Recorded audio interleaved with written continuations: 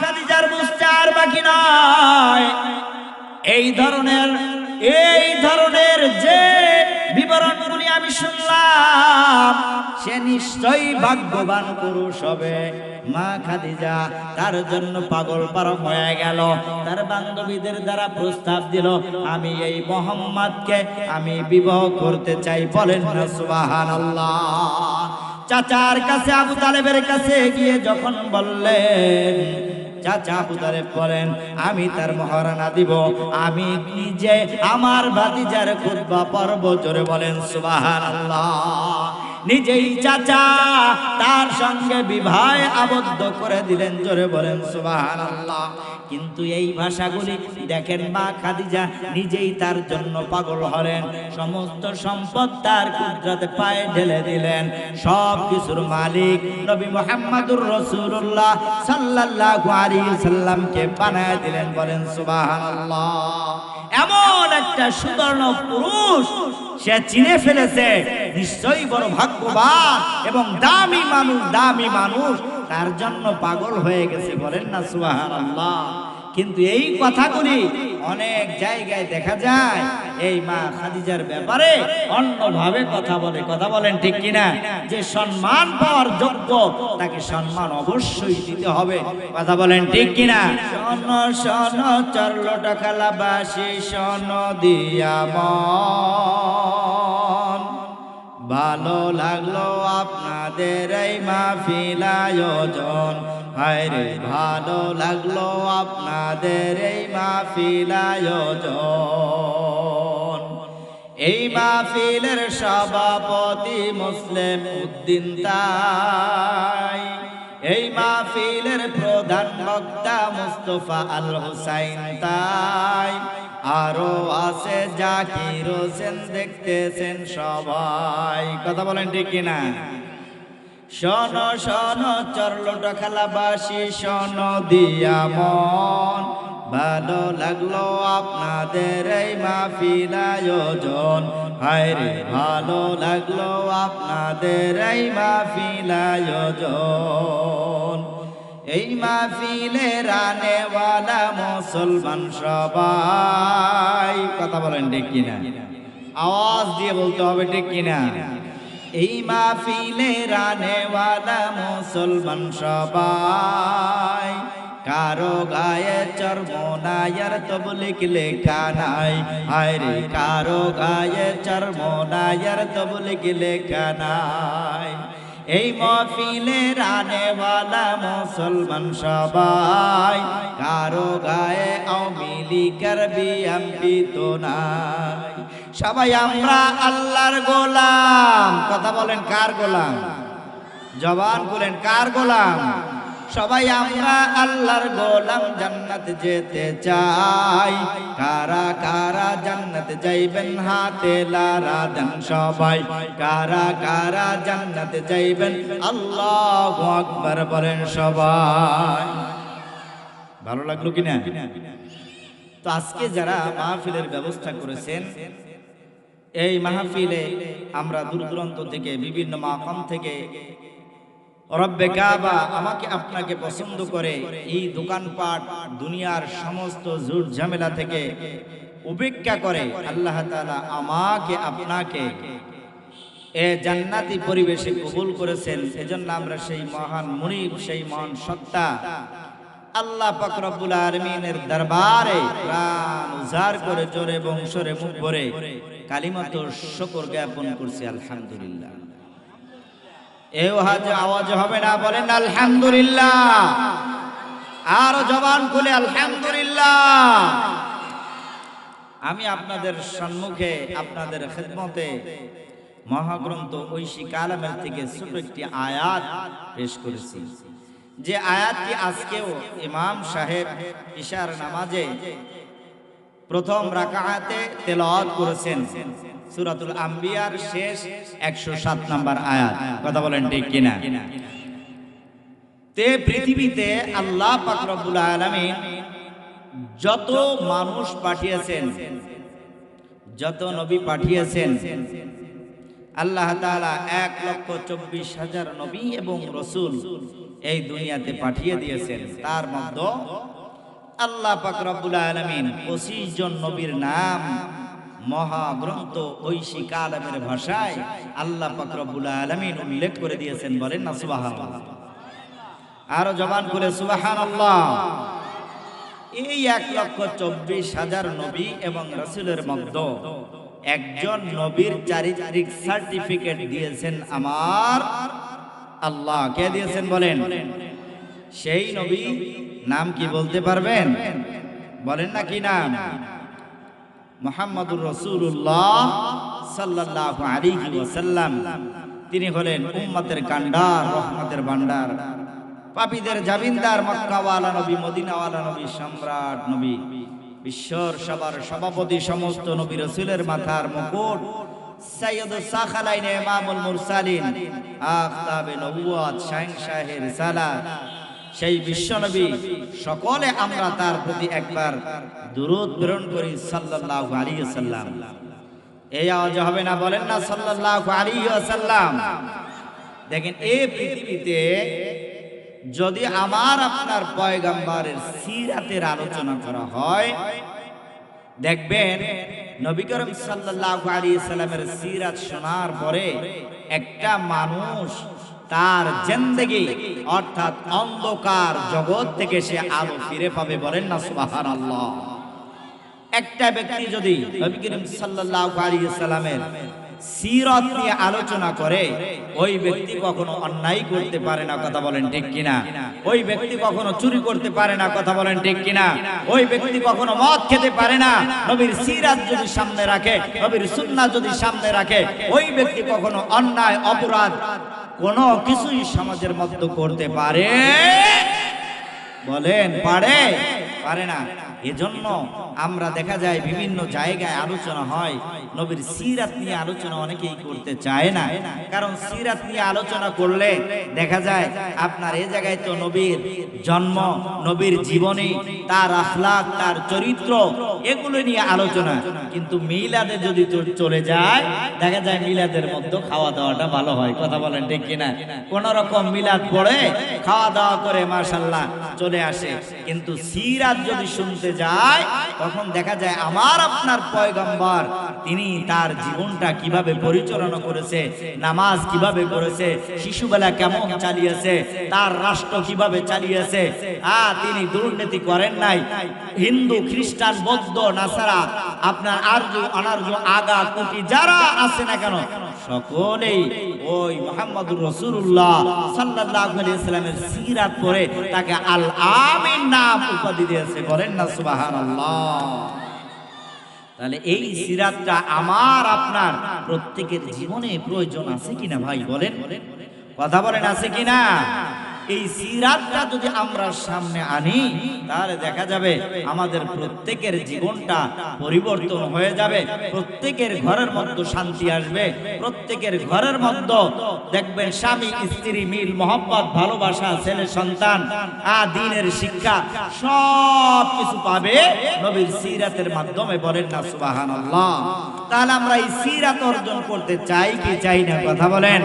কেনই বা অর্জন করবেন না? আল্লাহ পাক রব্বুল আলামিন সূরাতুল আম্বিয়া 107 নম্বর আয়াতের মধ্যে জানায় দেয়, আউযু বিল্লাহি মিনাশ শাইতানির রাজীম,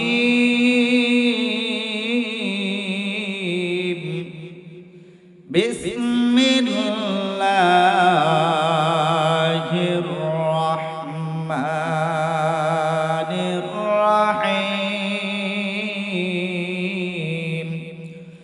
ওয়ামা আরসালনাকা ইল্লা রাহমাতান লিল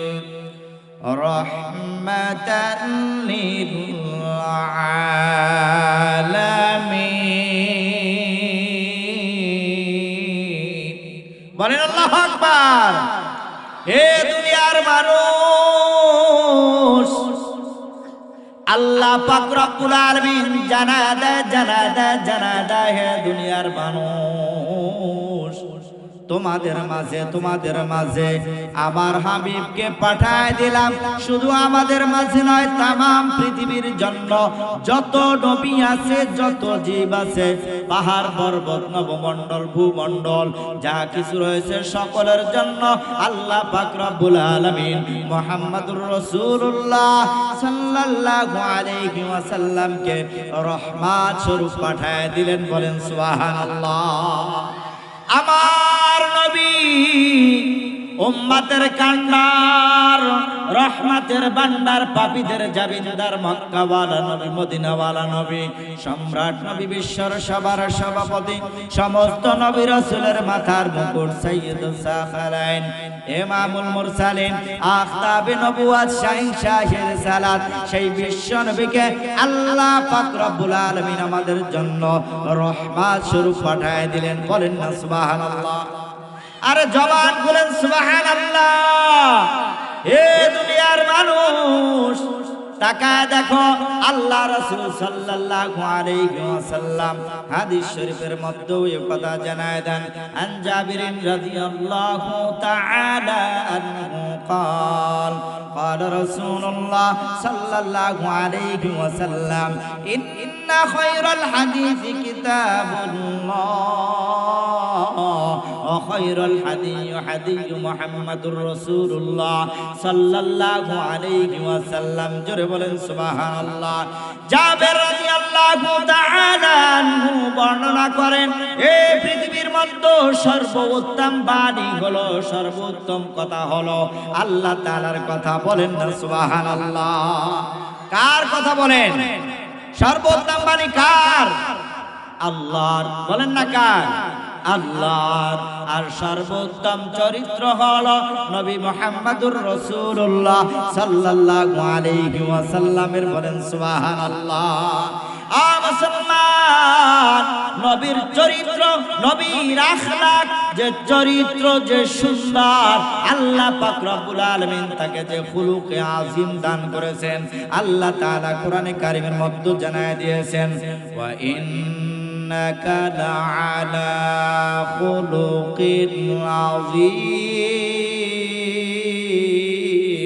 বলেন আল্লাহু আকবার। আমার দামায় মালিক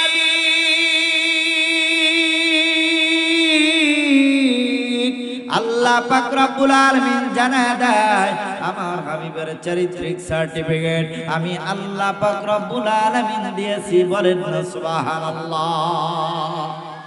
মুসলমান, আল্লাহ তাআলার গোলাম, নবীর সিরাত থেকে নবীর বয়স যখন 25 বছর, কত বছর বলেন?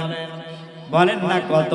নবীর বয়স যখন 25 বছর, তখনের সিরাত, নবীর চেহারা, অর্থাৎ নবীর আদর্শ, নবীর আখলাক, নবীর আমানতদারি কেমন ছিল দেখুন।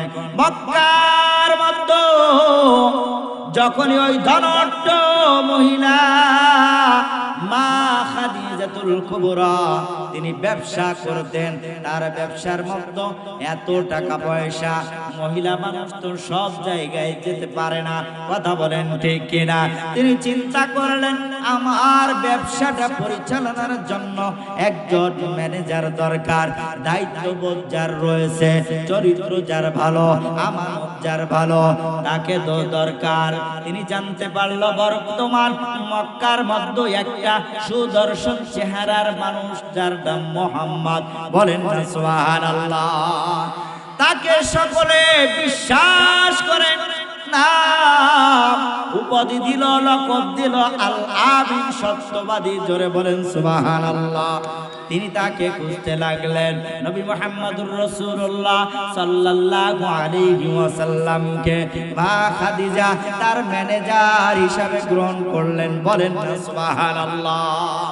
এবার যখন ব্যবসায় যায় আমার আপনার পয়গম্বর,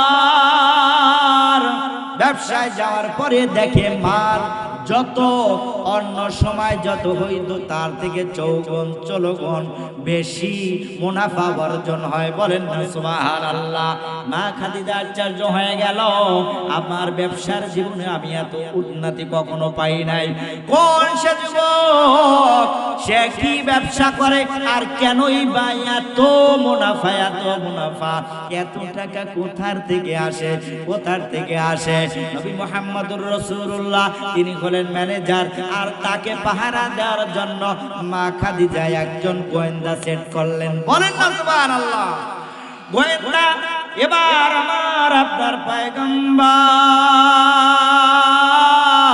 মুহাম্মদুর রাসূলুল্লাহ সাল্লাল্লাহু আলাইহি ওয়াসাল্লামকে গোপনে গোপনে তদন্ত করতে লাগলেন।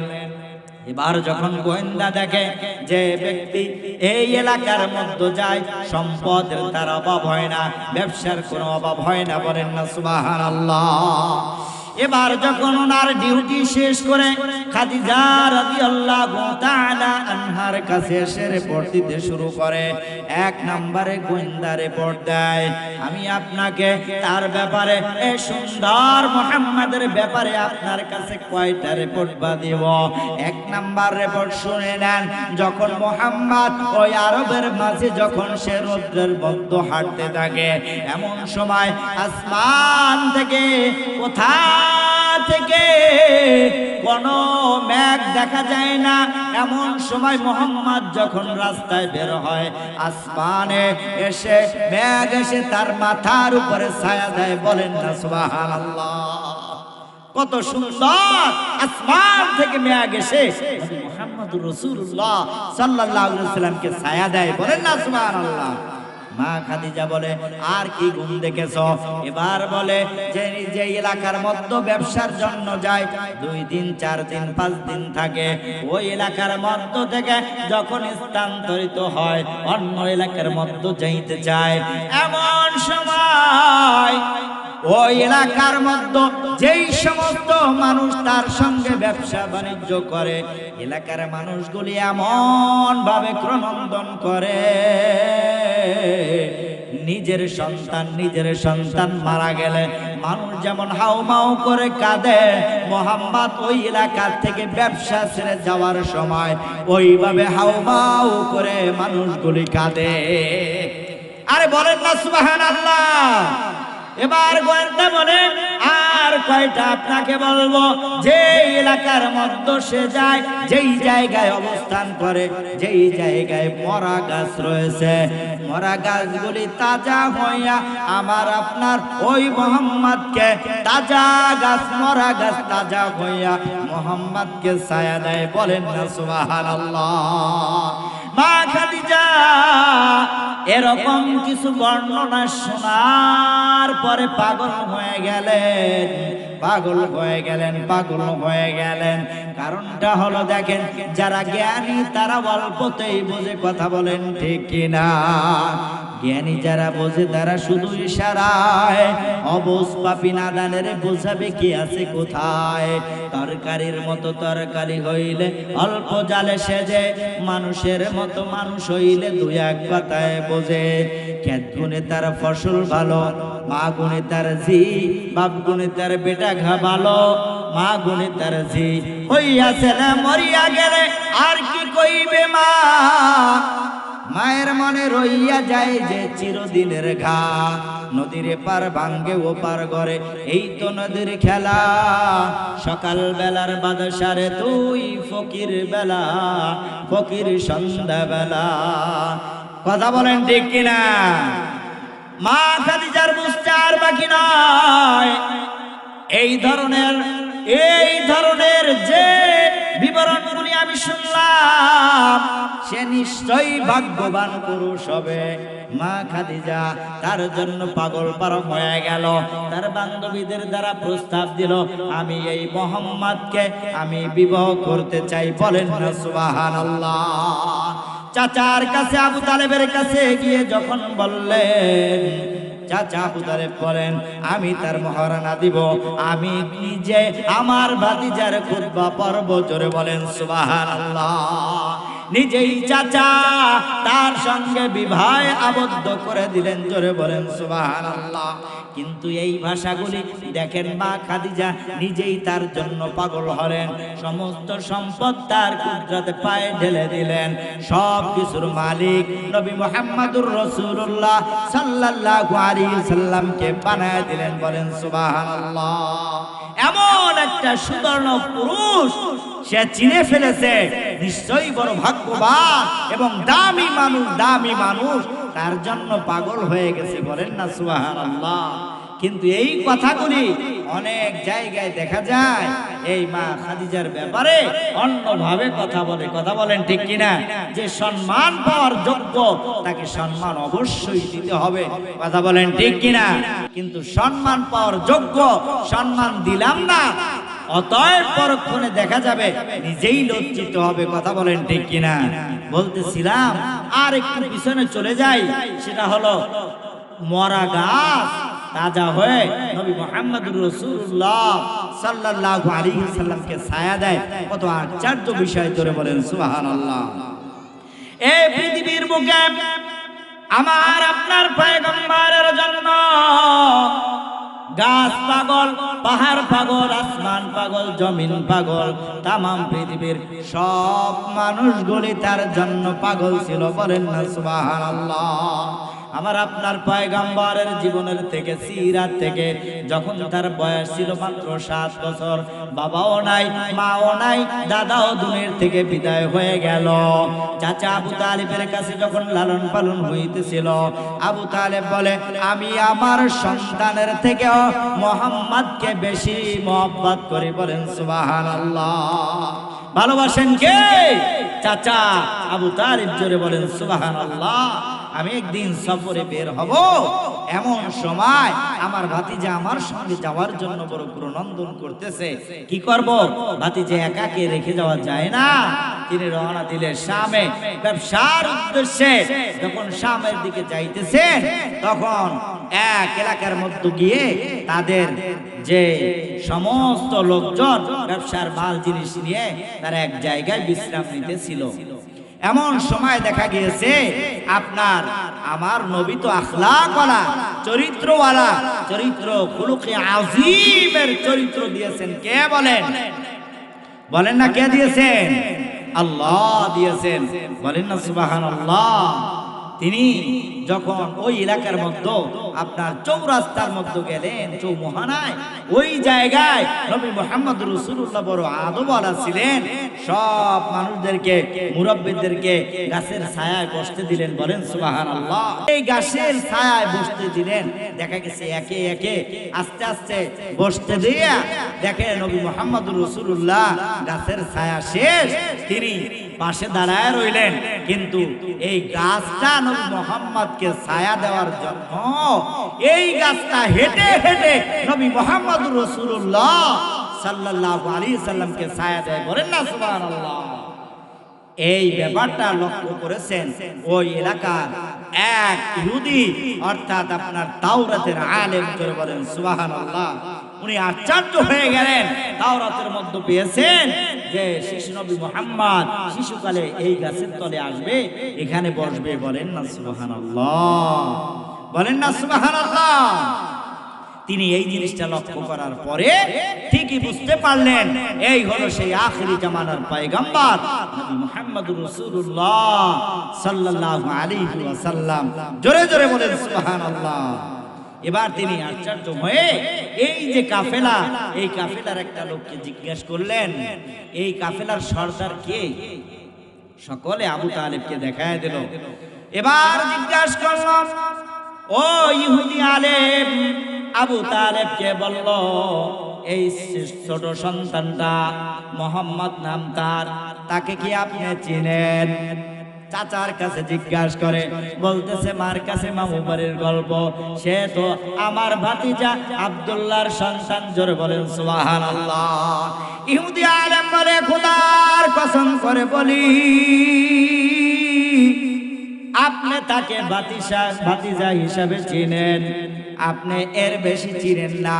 সে যে আখিরি জামানার পয়গম্বর হবে এটা আমরা তাওরাতের মধ্যে পড়েছি। জোরে বলেন সুবহানাল্লাহ। আমি এই মাত্র দেখলাম এই মুহাম্মাদুর রাসূলুল্লাহ সাল্লাল্লাহু আলাইহি ওয়াসাল্লামের আখলাকটা, চরিত্রটা দেখলাম। সকলকে বসতে দিল গাছের ছায়ায়, নিজে দাঁড়ায় রইল, কিন্তু এই গাছটা নিজে হেঁটে হেঁটে নবী মুহাম্মদকে ছায়া দিল। জোরে বলেন সুবহানাল্লাহ। ইহুদির ওই আলেম বলে, খোদার কসম, ও আবু তালেব, আমি তোমাকে একটা অনুরোধ করি, হাতে পায়ে ধরি। বলে কেন? বলে তুমি তো ব্যবসার উদ্দেশ্যে শামে যাবা, শহরের মধ্যে প্রবেশ করবা। আমি জানি, কিতাবের মধ্যে পড়েছি, আমার মতো আরো অনেকে পড়েছে, শিশুবেলায় নবী মুহাম্মদ এদিকে আসবে আর তার অনেক শত্রু রয়েছে।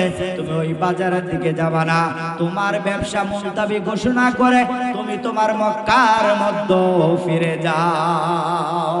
বলেন আল্লাহু আকবার। নবী মুহাম্মদ রাসূলুল্লাহ সাল্লাল্লাহু আলাইহি ওয়াসাল্লামকে নিয়ে চাচা আবার মক্কায় চলে আসে। বলেন না সুবহানাল্লাহ। এজন্য নবী মুহাম্মদ রাসূলুল্লাহ সাল্লাল্লাহু আলাইহি ওয়াসাল্লামকে तमाम পৃথিবীর কুল কায়নাত, আসমান জমিন, পাহাড় পর্বত, নবমণ্ডল ভূমণ্ডল, গাছপালা তরুলতা সকলেই ভালোবাসতেন। কথা বলেন ঠিক কিনা? আমরাও ভালোবাসি কিনা? কথা বলেন। কে কে ভালোবাসি? দেখি দেখি কে কে ভালোবাসি। আল্লাহ কবুল করে নিক, বলেন আমিন। ভাইরা আমার, বন্ধুরা আমার, আমার আপনার পয়গম্বরের সিরাত নিয়ে যদি আলোচনা করতে চাই, আমার আপনার পয়গম্বরের জীবনিয়া যদি আলোচনা করতে যাই, কোন মানুষের পক্ষে এই আলোচনা শেষ করা ঠিক শেষ হবে না। কথা বলেন ঠিক কিনা? এ কথাই কবি জানায় দেয়, রূহে হুসনে মুস্তাফা হে, রূহে হুসনে মুস্তাফা হে, একি বাহরে বেকরার, उसके साहिल तक कोई शीरी बाया पहुंचा नहीं। बोलें अल्लाह अकबर। কবি জানা দেয়, আমার নবীর সিরাত সম্পর্কে মানুষ লিখতে শুরু করেছে, কলম শেষ হয়েছে, কাগজ শেষ হয়েছে, তাদের হায়াত শেষ হয়েছে, কিন্তু আমার নবীর জীবনী লেখা শেষ হয় নাই। বলেন না সুবহানাল্লাহ। সারা জীবনে যদি নবীর আলোচনা করা হয়, সিরাত নিয়ে আলোচনা শেষ হবে? কথা বলেন, শেষ হবে না। নবী সাহাবীদের কেউ কত ভালোবাসতেন, উম্মতে মুহাম্মাদীকে কত ভালোবাসেন, কত ভালোবাসেন। নবী মুহাম্মদুর রাসূলুল্লাহ দেখতেন কোন দুই উম্মতের মধ্যে যদি ঝগড়া বিবাদ হইতো, কি হইতো? ঝগড়া বিবাদ যদি হইতো, তাহলে তিনি মিটানের জন্য পরেশান থাকতেন, পরেশান থাকতেন। বলেন না সুবহানাল্লাহ। আমার আপনার পয়গম্বর হঠাৎ করে একদিন জানতে পারলেন কুবার মধ্যে তার দুই সাহাবীর মধ্যে ঝগড়া বিবাদ লেগেছে। আমাদের মাঝেও আছে কিনা? কথা বলেন। ঝগড়া বিবাদ রাখা যাবে না, কারণ আপনার পয়গম্বর, আমার আপনার পয়গম্বর সব সময় উম্মতকে মিলানোর জন্য ফিকিরে থাকতেন। বলেন সুবহানাল্লাহ। আমার আপনার পয়গম্বর ওই কুবায় দুই সাহাবী, তাদের মধ্যে বিবাদ মিলানোর জন্য জোহরের আগে হযরতে বেলালকে ডাক দিলেন, বেলাল, আমি বের হয়ে যাচ্ছি কুবার উদ্দেশ্যে। আমার দুই সাহাবী বিবাদ করেছে, আমি তাদেরকে ভেজাল মিটা দিয়ে আসবো। যতক্ষণ আমি না আসবো, অর্থাৎ যদি জোহরের আজানের সময় হয়, তুমি আজান দিবা। আর যদি আবু বকর আসে, আমার আসতে দেরি হইলে তাকে নামাজ পড়াইতে বলবা। বলেন সুবহানাল্লাহ। আমার আপনার পয়গম্বর চলে গেলেন। ইতিমধ্যে আপনার জোহরের আজানের সময় হয়ে গেল। হযরতে বেলাল আজান দিয়ে দিলেন। জোরে বলেন সুবহানাল্লাহ। আমাদের এলাকায় আজান হয় কি হয় না? কথা বলেন। আজান দিয়ে মুয়াজ্জিন কি বলে? আমাদেরকে নামাজে ডাকে। কথা বলেন ঠিক কিনা? এজন্য মুয়াজ্জিন বারবার বারবার বলতে থাকে আল্লাহ বড়, আল্লাহ বড়। জোরে বলেন সুবহানাল্লাহ। কি বলে? আল্লাহু আকবার, আল্লাহু আকবার। আল্লাহ বড়, আল্লাহ বড়। জোরে বলেন সুবহানাল্লাহ।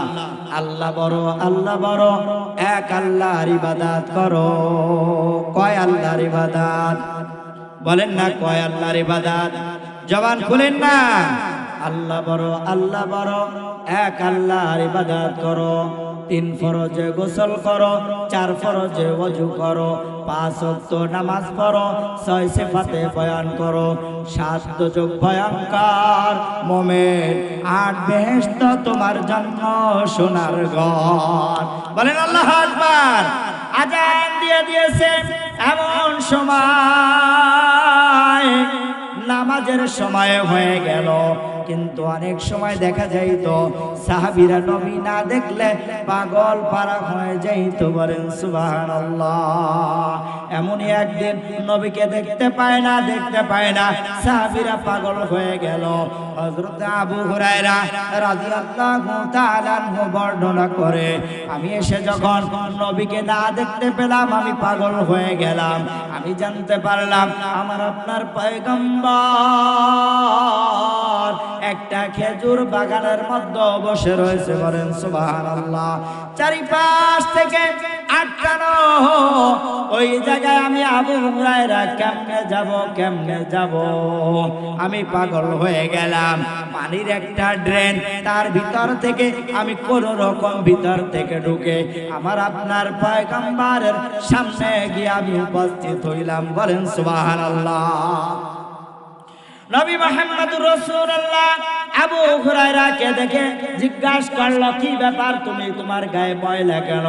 কেনই ভাই এখানে এসেছো? ইয়া রাসূলুল্লাহ, সাহাবীরা আপনাকে দেখতে পায় না, পাগল পারা হয়ে গিয়েছে। আমি একা নয়, পিছনেও সাহাবীরা আসতেছে। বলেন সুবহানাল্লাহ। আবার আপনার পয়গম্বর দেখলেন সাহাবীরা তো আমার জন্য পাগল হয়ে গিয়েছে, নবীর ভালোবাসা, নবীর মোহাব্বতের জন্য। বলেন না সুবহানাল্লাহ। এবার নবী করিম সাল্লাল্লাহু আলাইহি ওয়াসাল্লাম তার জুতা মোবারক খুলে হযরতে আবু হুরায়রার কাছে দিয়ে দিলেন। বলেন সুবহানাল্লাহ।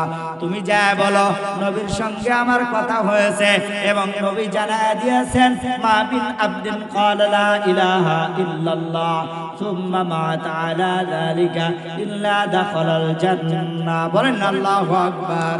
তুমি যা বলবা নবীর সঙ্গে দেখা হয়েছে, আর এই যে তার জুতা দিয়ে দিয়েছে এবং নবী জানায় দিয়েছে যারা জবান থেকে একবার বলবে লা ইলাহা ইল্লাল্লাহ মুহাম্মাদুর রাসূলুল্লাহ তারা জান্নাতে যাবে। বলেন না সুবহানাল্লাহ।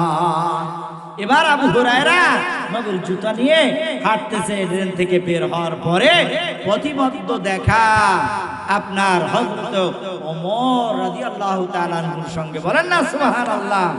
হযরত ওমরকে দেখা আবু হুরায়রা তো নবীর জুতার সাথে কত বড় পাওয়ার, বলতেছে নবী বলছে এই যে জুতা আমার কাছে দিয়ে দিছে, আর বলছে যারা বলবে লা ইলাহা ইল্লাল্লাহ তারা জান্নাতে যাবে। বলেন না সুবহানাল্লাহ। আবু হুরায়রা এই কথা বলার পরে হযরত ওমর তাকে বললেন, থামো, এই কথা এখন বলা যাবে না। বলে, কি বলেন? নবী আমাকে এই যে জুতো দিয়ে দিয়েছে আর বলেছে তুমি যা বলো লা ইলাহা ইল্লাল্লাহ যারা বলবে তারা জান্নাতে যাবে। বলেন না সুবহানাল্লাহ।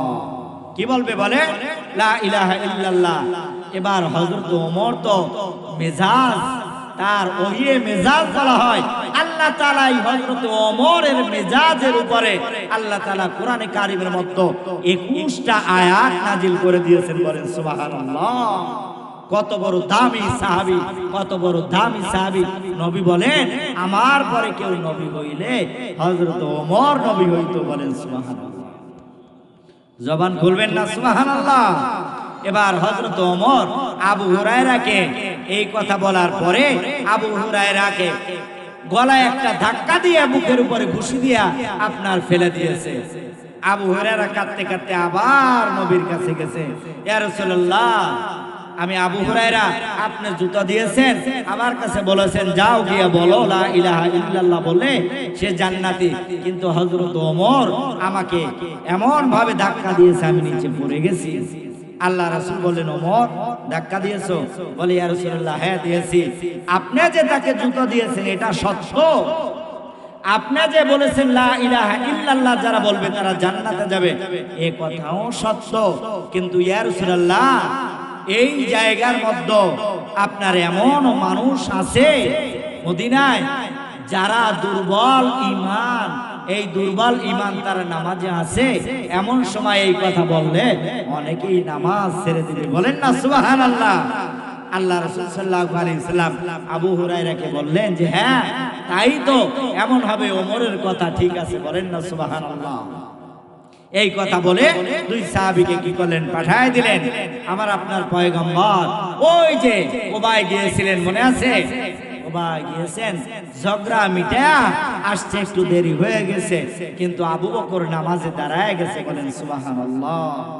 নামাজে দাঁড়ায় গিয়েছে, এদিকে সাহাবীরা নবীকে দেখার পরে হাতের মতো এভাবে আওয়াজ করতেছে, বারবার আওয়াজ করতেছে। কিন্তু আবু বকর নামাজের মধ্যে, তিলাওয়াতের মধ্যে এত মগ্ন ছিলেন, এ আওয়াজ তার কানেই যায় নাই। বলেন না সুবহানাল্লাহ। হঠাৎ করে আওয়াজটা গেল, যাওয়ার পরে বলল, নবী আসছে, তুমি পিছে আসো আর তুমি নবীকে সামনে দাও। বলেন সুবহানাল্লাহ। আল্লাহ রাসূলকে বললেন, ইয়া রাসূলুল্লাহ, আপনি নামাজ পড়ান। আল্লাহ রাসূল বললেন যে না, আবু বকর আপনিই পড়ান। আবু বকর বলেন, ইয়া রাসূলুল্লাহ, আপনাকে পিছে রেখে আমি নামাজ পড়াবো এটা কখনো সম্ভব নয়। জোরে বলেন সুবহানাল্লাহ। আল্লাহ রাসূল সাল্লাল্লাহু আলাইহি ওয়াসাল্লাম নামাজ পড়ালেন। নামাজ পড়ানোর পরে সমস্ত সাহাবীকে নিয়ে বসলেন। বসার পরে জিজ্ঞাসা করলেন, কি ব্যাপার? আমি যখন আসলাম তোমরা নামাজের মধ্যে হাতে এভাবে তোমরা বারবার আওয়াজ করতেছিলা, কারণটা কি বলো? বলে, ইয়া রাসূলুল্লাহ, আমরা বুঝাইতে চেয়েছি আবু বকরকে, নবী এসেছে, তুমি পিছনে আসো আর নবীকে তুমি কি করো? নামাজে দাও। বলেন সুবহানাল্লাহ। ওই সময় নামাজের মধ্যে কিছু কিছু কথা বলা জায়েজ ছিল, যেমন গিয়ে বলতো কয় রাকাত হইছে, হাত থেকে দেখাই দিত 2 রাকাত বা 3 রাকাত। কথা বলেন ঠিক কি না? আল্লাহ রাসূল বলে দিল ওই সময় এই হাদিস থেকে আপনার এখন থেকে নামাজের মধ্যে কথা বন্ধ। যদি ইমাম কোন ভুল করে তোমরা তাকবীর দিবা, আল্লাহু আকবার, সুবহানাল্লাহ। বলেন না আল্লাহু আকবার, বলেন আল্লাহু আকবার। এগুলো শিখাই দিয়েছেন কে? জবান দান করেছেন কে? বলেন কে দান করেছেন? আল্লাহ তাআলা চক্ষু দান করেছেন, জবান দান করেছেন। এই কথাই আল্লাহ পাক রব্বুল আলামিন জানায় দেয়, তোমরা এই জবান থেকে আমি আল্লাহ আমার গুণকীর্তন করো। বলেন সুবহানাল্লাহ। এই কথাই কোরআনে বলেন, আলাম নাজআল লাহু আইনাইন, বলেন আল্লাহু আকবার, ওয়া লিসানান ওয়া শাফাতাইন। কতই না সুন্দর এই ধরা বানিয়েছেন প্রভু কুদরত দ্বারা, আর কে হইতো তাহা পারিবে না। চক্ষু যে জুড়িয়ে যায় খোদ প্রভুই করিয়াছেন তাহা, যেন উপাসনা করি তাহার। উপাসনা হবে কার? বলেন, বলেন না কার হবে? উপাসনা কার হবে? যেন উপাসনা করি তাহার। ওই চন্দ্র দেখো রাতের বেলা, আর দেখো সূরজ প্রভাত বেলা। দিন বয়ে রাত হয় গগনেতে, চলছে তারা নিজ কক্ষপথে। ঝিকিমিকি আলোর দ্বারা করছে উজ্জ্বল বিশ্ব ভরা, আর কে হইতো তাহা পারিবে না। চক্ষু যে জুড়িয়ে যায় খোদ প্রভুই করিয়াছেন তাহা, যেন উপাসনা করি তাহার। উপাসনা হবে কার? বলেন না জবান খুলে, উপাসনা হবে কার? আল্লাহ তাআলা। তাহলে ঘোষণা করব আমরা আল্লাহ তাআলা, তবে আমরা কোন ভাবে আল্লাহর ইবাদত করব এই কথাই বলতেছিলাম। নবীর সিরাতটা আমাদের সামনে আনতে হবে। নবীর সিরাত যদি আমাদের মধ্যে থাকে, দেখবেন ছেলে সন্তান আদব বলা হবে। নবীর সিরাত যদি থাকে, নামাজ সুন্দর হবে। নবীর সিরাত যদি থাকে, তাহলে দেখবেন আপনার আখলাক ভালো হবে, চরিত্র ভালো হবে, সমাজের মানুষে ভালোবাসবে। কথা বলেন ঠিক কিনা? আবার আপনার পয়গম্বর মুহাম্মদুর রাসূলুল্লাহ সাল্লাল্লাহু আলাইহি ওয়াসাল্লাম একদিন সাহাবীদেরকে নিয়ে বসে কথা বলতেছেন। কি কথা বলতেছে? আর রাস্তা থেকে একটা ইহুদি মহিলা হেঁটে যাচ্ছে, বলেন না সুবহানাল্লাহ। তাহলে হেঁটে যাচ্ছে, আমার আপনার পয়গম্বর সাহাবীদেরকে নিয়ে নসিহত করতেছেন, বলতেছেন যে আল্লাহ পাক রব্বুল আলামিন আমাদের হায়াত দান করেছেন, বলেন সুবহানাল্লাহ। হায়াত কে দান করেছেন? বলেন না কে? আল্লাহ। মৌত আল্লাহ তাআলা দান করেছেন, সম্পদ আল্লাহ তাআলা দান করেছেন। এই কথাগুলি বলে এক পর্যায়ে বলতেছে যে আল্লাহ পাক রব্বুল আলামিন সব কিছু করতে পারেন। আল্লাহ তাআলা সব কিছু, হায়াত, মওত, রিজিক, দৌলত আমাদেরকে আল্লাহ তাআলা দান করেছেন। ওই আল্লাহকে একবার ডাক দেন না, আল্লাহ আল্লাহ আল্লাহ আল্লাহ, জবান খুলে।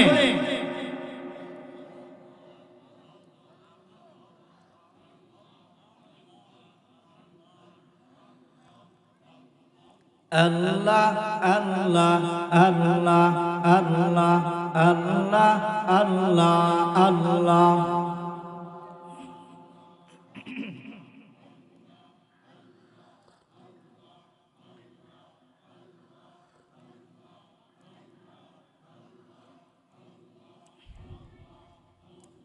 আল্লাহ আল্লাহ আল্লাহ আল্লাহ আল্লাহ আল্লাহ আল্লাহ। আল্লাহ পাক রব্বুল আলামিন সব কিছু করার মালিক। যেই আল্লাহ পাক রব্বুল আলামিন আমাদেরকে সম্পদ দিয়েছেন, সন্তান দান করেছেন, অর্থাৎ কোন বান্দা এবং বান্দি যদি আল্লাহর রাস্তায় অর্থাৎ তার মালের যাকাত দেয়, তার মালের মুহাফিজ হবে স্বয়ং আল্লাহ নিজে, বলেন সুবহানাল্লাহ। বলেন না সুবহানাল্লাহ।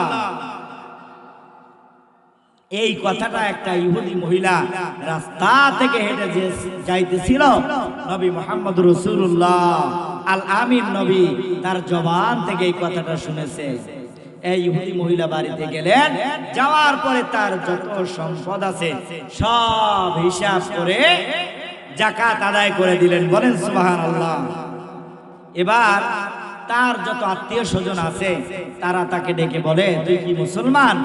যাকাত তো দেবে মুসলমানে, কেন তুই যাকাত আদায় করলি? বলতেছে, দেখো আমি ওইসব কিছু বুঝি না, আমি সত্য নবী আল আমিনের জবান থেকে শুনেছি, কোন ব্যক্তি যদি তার মালের যাকাত আদায় করে তার মালের মুহাফিজ হবে স্বয়ং আল্লাহ নিজে, বলেন সুবহানাল্লাহ। আমি তাই যাকাত আদায় করে দিয়েছি। মহিলা এই কথা বলার পরে তার একটা বড় একটা ব্যবসার পণ্য নিয়ে মক্কা থেকে অর্থাৎ মদিনায় দূরে সফর থেকে ফিরে আসতেছে। যখন কাবা থেকে আপনার ওই যে সিরিয়ার থেকে মক্কার মালগুলো ফিরে নিয়ে আসতেছে, সাথে অনেক দল ছিল যাদের সমস্ত মালগুলি ডাকাতে নিয়ে গেছে। সকালে মদিনার মধ্যে এসে বলতেছে, আমরা ব্যবসার উদ্দেশ্যে বের হয়েছিলাম, কিন্তু ডাকাতে সব মালগুলো নিয়ে গিয়েছে। এদিকে ওই মহিলা ওই জায়গায় উপস্থিত, সে মনে মনে চিন্তা করতেছে, নবী মুহাম্মদুর রাসূলুল্লাহ সাল্লাল্লাহু আলাইহি ওয়াসাল্লাম বলেছে যে মালের যাকাত আদায় করবে তার মালের মুহাফিজ হবে স্বয়ং আল্লাহ নিজে। আমি তো যাকাত আদায় করেছি, আমার মাল ডাকাতে নিতে পারে না, জোরে বলেন সুবহানাল্লাহ। সমস্ত মানুষ আসার পরে বলে আমাদের মালগুলি ডাকাতে নিয়ে গেছে। ইতিমধ্যে অল্প সময়ের পরে ওই যে ইহুদি মহিলা তার ম্যানেজার চলে আসছে। আসার পরে বলে, আমরা যখন একই সঙ্গে রওনা দিয়েছিলাম আমাদের সামনে আমাদের কাফেলায় আপনার নিজেরই 100 উট ছিল, জোরে বলেন সুবহানাল্লাহ। ওই সময়ের একটা উট আর বর্তমানের একটা পাজারো গাড়ি সমান, কথা বলেন ঠিক কিনা? এবার তার ম্যানেজার বলতেছে ওই সামনে যে উট ছিল, নেতা উটটা ছিল, ওই উটটা পায়ের মধ্যে ব্যথা পেয়েছে, সেই উটটা বসে পড়েছে, আমরা পিছনে পড়ে গেলাম। আমরা ওইখানে বসার কারণে আমার মালগুলি, সব মালগুলি থেকে গেল, ডাকাতে একটা মাল টাকা পয়সা নিতে পারে নাই, বলেন সুবহানাল্লাহ। এবার ওই ইহুদি মহিলা বলে, তোমরা তো জানো না আমার এই যে উটটা আঘাত পেয়ে বসে গিয়েছে, এইটা আর কেউ হেফাজত করে নাই। ওই যে মোহাম্মদ বলেছে যাকাত আদায় করলে তার মালের মুহাফেজ হবে আল্লাহ। আমি বিশ্বাস করি, আমি যদিও ইহুদি, মোহাম্মদের আল্লাহ আমার মালের হেফাজত করেছে, জোরে বলেন সুবহানাল্লাহ। আরে মদিনার মানুষ, আমি আর ইহুদি থাকতে চাই না, এই মুহূর্তে আমাকে পড়ায় দাও কালিমা লা ইলাহা ইল্লাল্লাহ মুহাম্মাদুর রাসূলুল্লাহ। জবান করে বলেন সাল্লাল্লাহু আলাইহি ওয়াসাল্লাম। যাকাত আদায় করেছে, মালের হেফাজত করেছে, কে বলেন না কে করেছেন? এই কথাই আমার আল্লাহ পাক রব্বুল আলামিন সূরাতুল মুনাফিকুনের মধ্যে জানায় দেয়, আউযু বিল্লাহি মিনাশ শাইতানির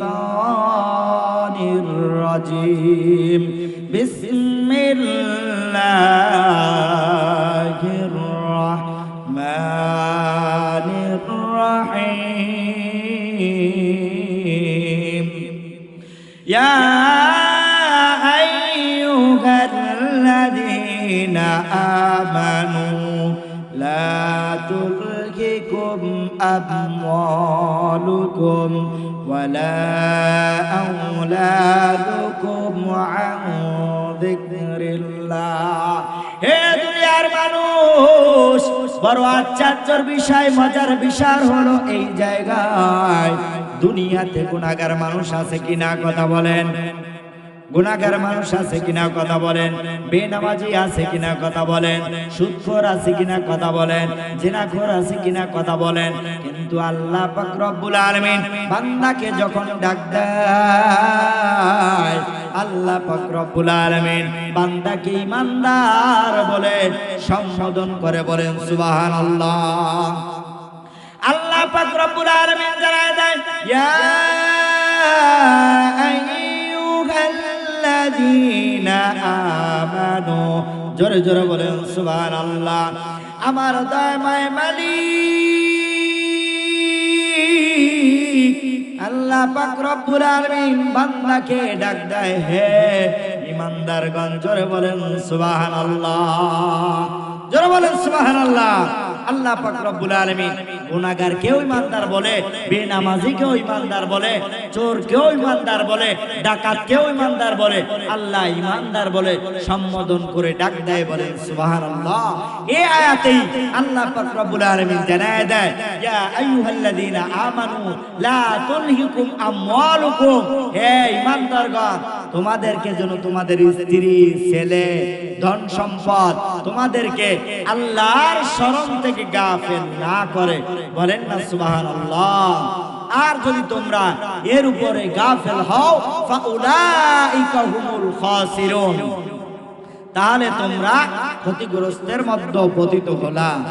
তাহলে আমরা দুনিয়ার ছেলে, সন্তান, আওলাদ, মাল, এগুলো দরকার আছে কিনা, কথা বলেন।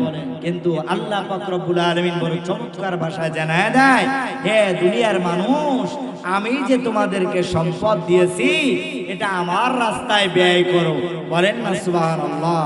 সম্পদ কে দান করেছে? দুনিয়াতে মাদ্রাসা, মসজিদ যেই জায়গায় নির্মাণ হয়, এই সমস্ত জায়গায় যদি দান করা হয়, তাহলে এই মালের মুহাফেজ হবেন কে, বলেন না কে হবেন? আল্লাহ তাআলার এক বান্দা বাদশা হারুন আর রশিদ বাদশাহ তিনি সকল প্রজাকে ডেকে বললেন, আমি একটা মসজিদ বানাবো। বলেন না সুবহানাল্লাহ। কি না বানাবে বলেন? মসজিদ বানাবে।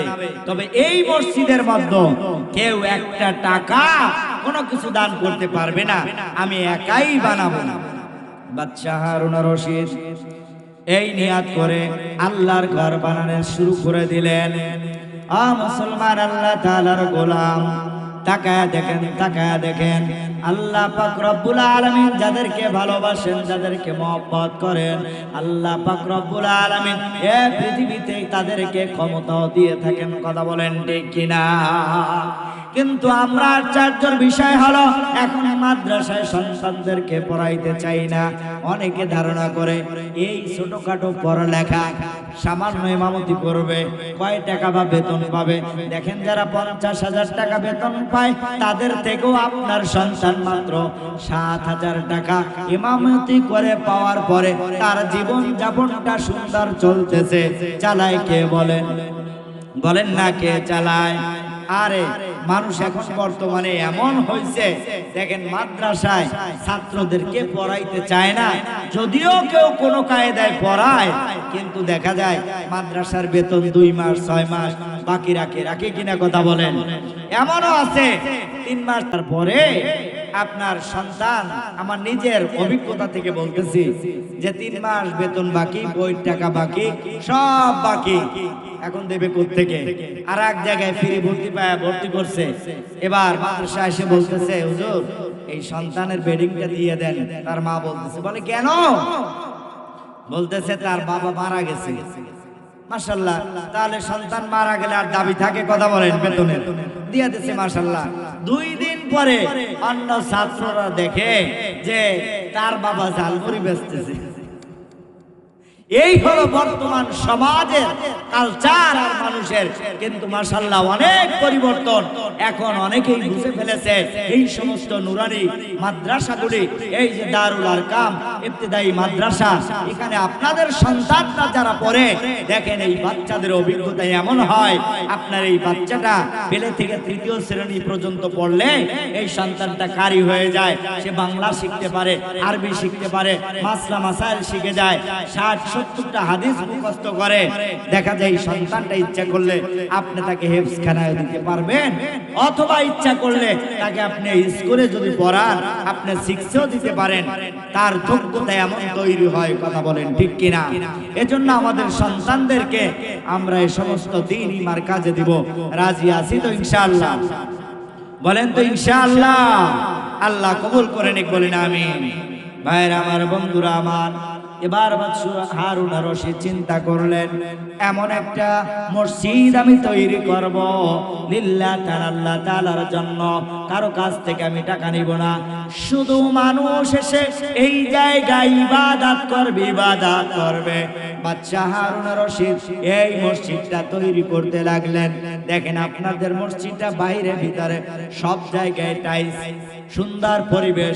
নামাজ পড়লে সিজদা দিয়ে যখন বলে সুবহানা রাব্বিয়াল আ'লা, সুবহানা রাব্বিয়াল আ'লা, বড় ভালো লাগে কিনা? কথা বলেন ঠিক কিনা? এজন্যই মসজিদগুলো সুন্দর পরিষ্কার পরিচ্ছন্ন রাখার জন্য ইমাম থাকে, মুয়াজ্জিন থাকে, খাদেম থাকে। কথা বলেন ঠিক কিনা? তাদের প্রতিও আপনার ভালোবাসা সহানুভূতি দেখাবেন।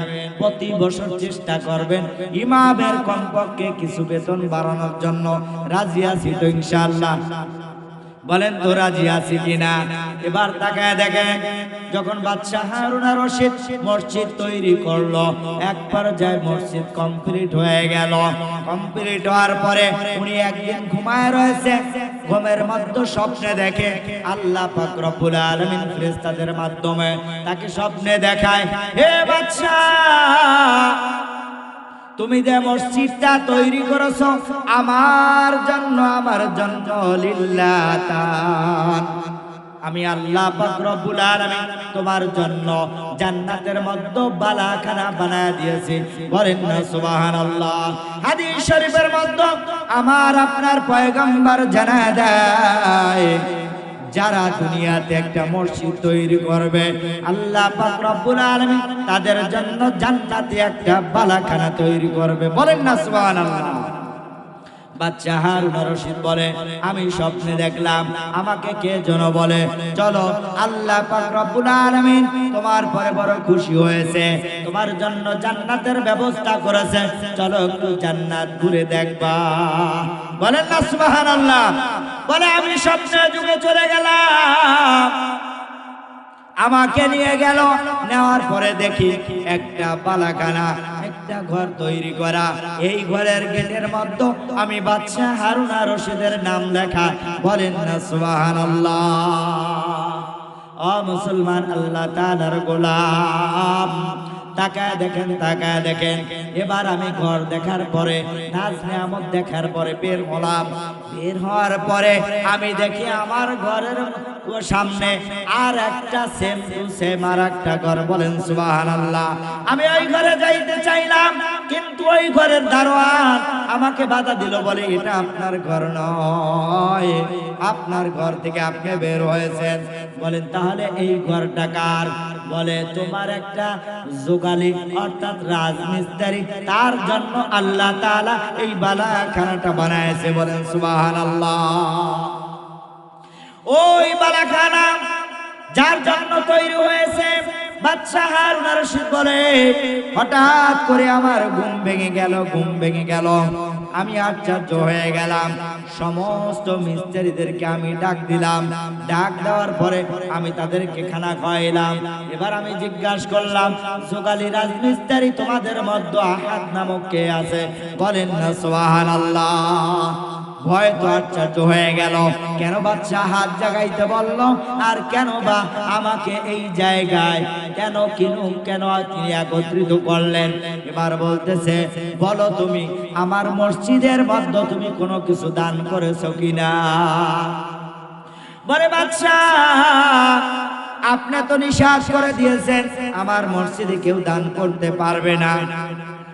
ও মুসলমান, আল্লাহ তাআলার গোলাম, ভালো করে দেখেন, বাংলাদেশে এমন মসজিদ আছে প্রত্যেক জায়গায়, অনেক জায়গায় দেখা যায় মালিকানা ভাবে মসজিদ পরিচালনা করে, সব খরচা তানরা চালায়, এমন মসজিদ অনেক আছে কিনা কথা বলেন। আমিও হেমায়তপুরে যেই মসজিদে জুমা পড়াই, মিফতাহুল জান্নাহ জামে মসজিদ, 8 ভাই তারা এককভাবে 5 তলায় এত সুন্দর মসজিদ কারুকার্য করেছে, এককভাবে তারা পরিচালনা করে, ইমাম মুয়াজ্জিন সমস্ত খরচা যারা চালায়। আল্লাহ তাআলা তাদের হেমায়তপুরের মধ্যে সব থেকে ধনট্ট যেমন বানায়েছে, তাদের মনটাও এরকম বড় বানায় দিয়েছেন। কে বানাইছে বলে?